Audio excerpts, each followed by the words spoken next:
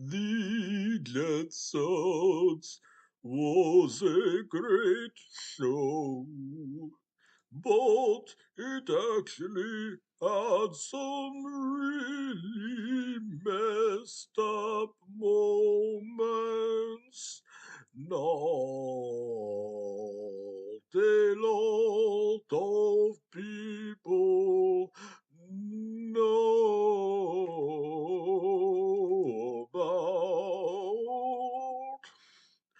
Hanna-Barbera was notorious for cutting episodes from its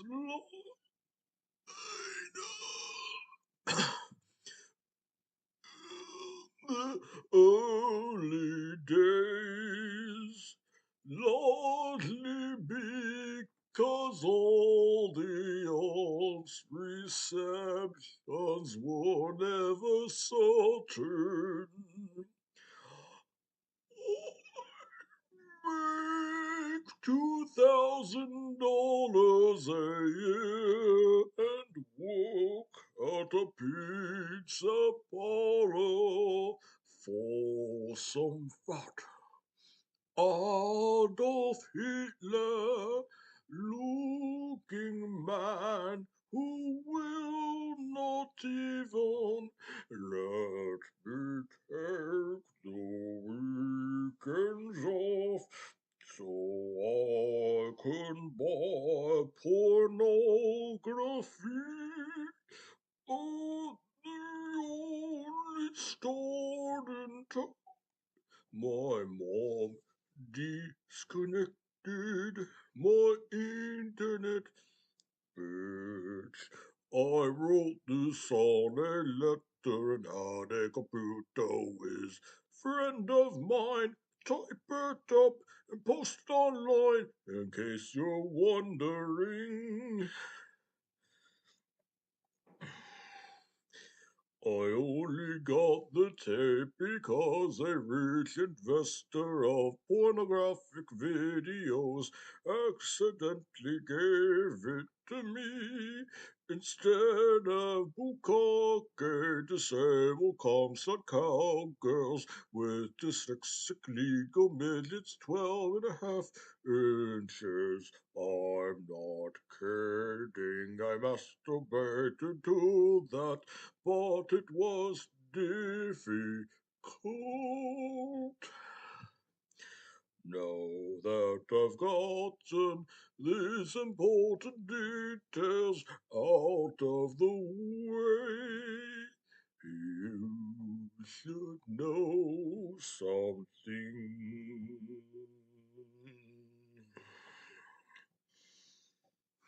Okay. Woohoo.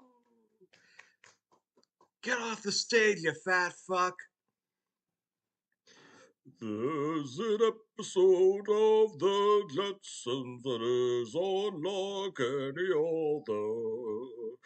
Not because of how great it is or how well written it is, it's neither, but because it completely changes the rest of the backstory to the entire show, and may even explain what will happen in the year 2013. Assuming it is 2013, it already happened, and if it hasn't, it will. Watch out, and if it has happened, you already know that the future is a dire one because everyone is going to die in a terrible fire caused by George Jetson, who is a real man.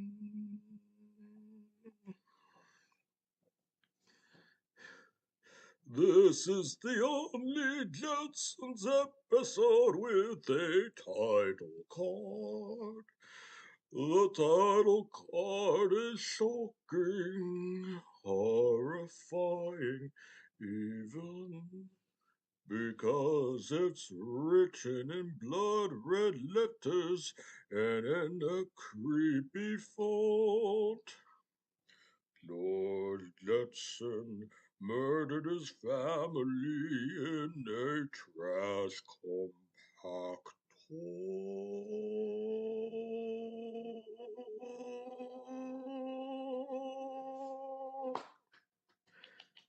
Woo! Yay! Ladies and gentlemen, Mr. Frank Sinatra.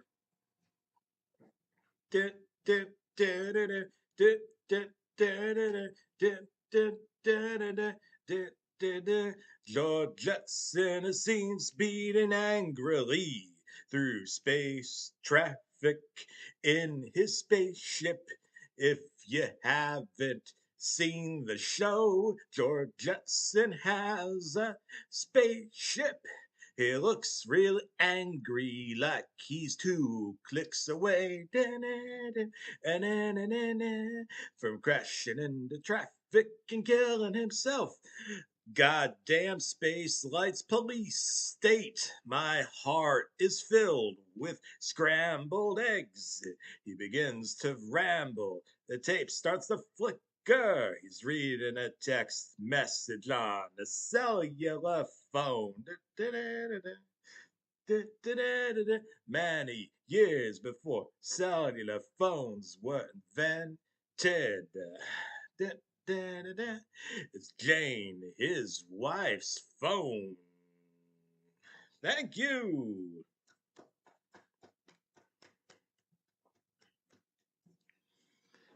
The text message stays on screen full 10 seconds.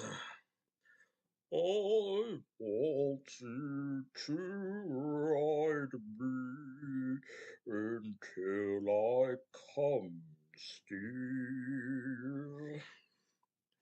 A picture of a blender is shown. George is really angry. A vein is seen traveling in high detail up his neck. His eyes are bloodshot. Anyone would be angry if their wife was cheating on them, but George seemed especially angry, murderously angry, even as though he was going to murder someone. I had a feeling George was going to murder someone, and my feeling was correct. Later in that episode, he murdered his family.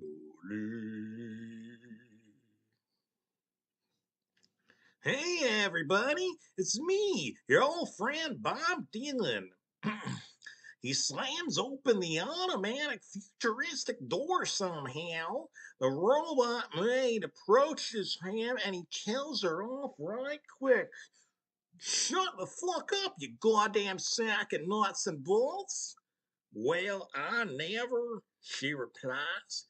Lord Jetson starts dangling his ball sack over the robot, and robot human sexual activity was illegal in his space jurisdiction. Dun, dun, dun, dun, dun, dun, dun. The robot starts to cry, and the circuits fry up. Lord Jetson continues dangling and dangling his ball sack while the robot starts to cry. She catches on fire and starts running frantically around the building before George offers her some water. I'm going to teabag all of you motherfuckers, he says. Ladies and gentlemen, Mr. Michael Stipe. He punches her in the robot vagina. She crashes through the window to her death. He teabags out the window for a full 6 minutes. And you can hear the voice actor giggling to himself, even though the animation never changes. And someone even walks in and asks him if he wants to order pizza. His boy Roy runs in, but slips on a comedic banana peel and slides across the floor. William Shatner. He teabags Elroy. Let me repeat that. He teabags Elroy. His nutsack is shown in highly graphic detail with huge scrotal marks from signs of years of teabagging random people. Elroy is very confused. Dad, I'm scared. George leads him into the kitchen after zipping his pants up and putting on a huge set of comedic sunglasses. I would have laughed, but the prior teabagging was too much for my funny bone, if you catch my drift.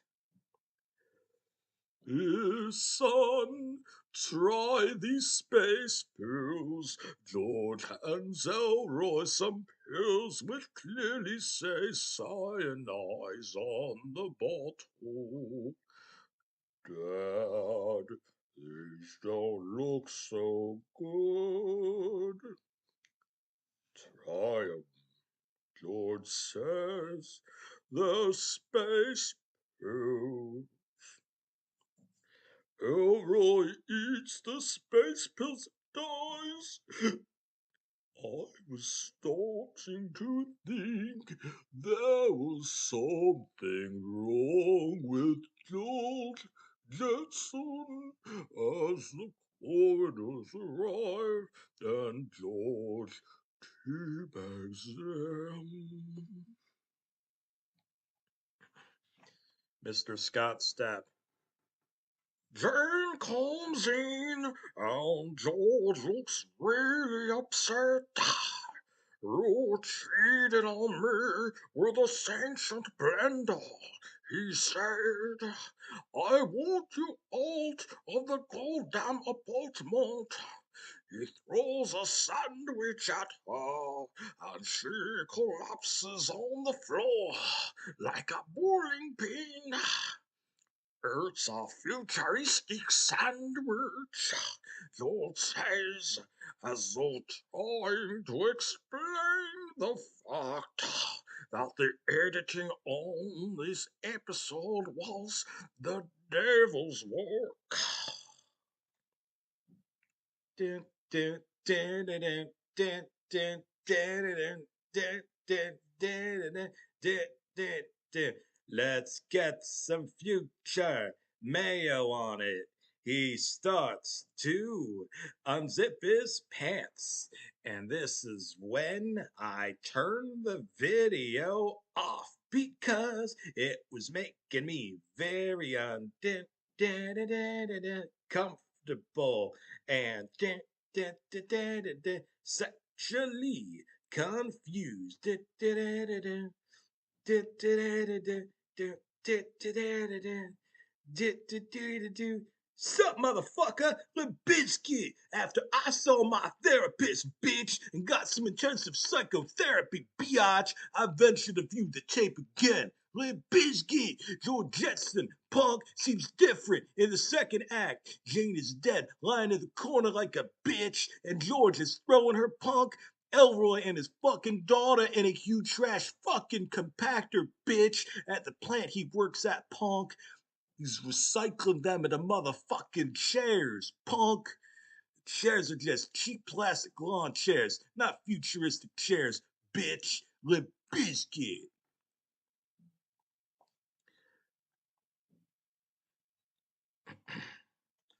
The next part is the most disturbing. He sits in the chairs naked, and a man that looks like Adolf Hitler joins him.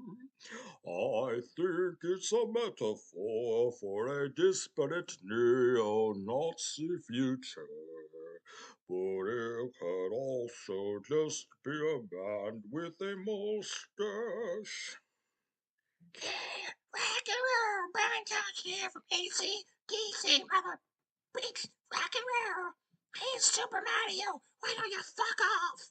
What's weird is that Super Mario didn't even rock and roll and exist at this point, nor did it get to America. The show takes place in the future, so they do exist. Somehow. They talk about their favorite flavors of soup till George abruptly stands the rainbow.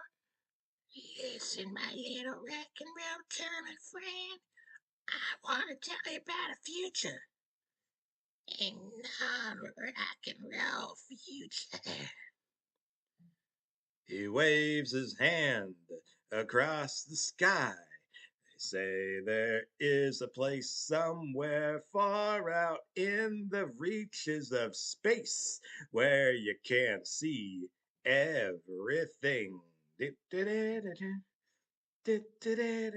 One single point of light where the entire universe unfolds to you, and you can see the vast and infinite creation. What man, it's me, former President George W. Bush. All of the planets, the stars, the lights, the beams, the organisms, the camera zooms deep into George Jetson's freedom, love, and grace old face. I'm gonna find that place, Adolf. Hey, why don't you let me have some of the fun, George? It zooms in deeper until the animation now resembles a human face on the information superhighway. And I'm going to teabag the entire universe, Monica. Hitler starts to cry as the camera zooms deeper and deeper into George's retina. George Bush, which disappears to a set of points of light that become the entire vast and infinite cosmos. Kramer. Ah, shit, he ain't here. Stars and galaxies shine and shimmer with lustrous beauty, and a cheap visual overlay of a real man's nutsack slowly fades into view. Suddenly, there's the sound of a doorbell. Ah, shit. It says, My pizza. Mm, futuristic pizza. "He gets up and you can." Hear a lot of confusion as the pizza delivery man. That's why his ball sack is out. There's a lot of yelling, crying, and even a gunshot is heard. A horrible shadow begins to envelope the screen. At first I thought it was some kind of paranormal entity, but as it began to lower more and more, I realized what it was. Read my lips. It was a pair of testicles.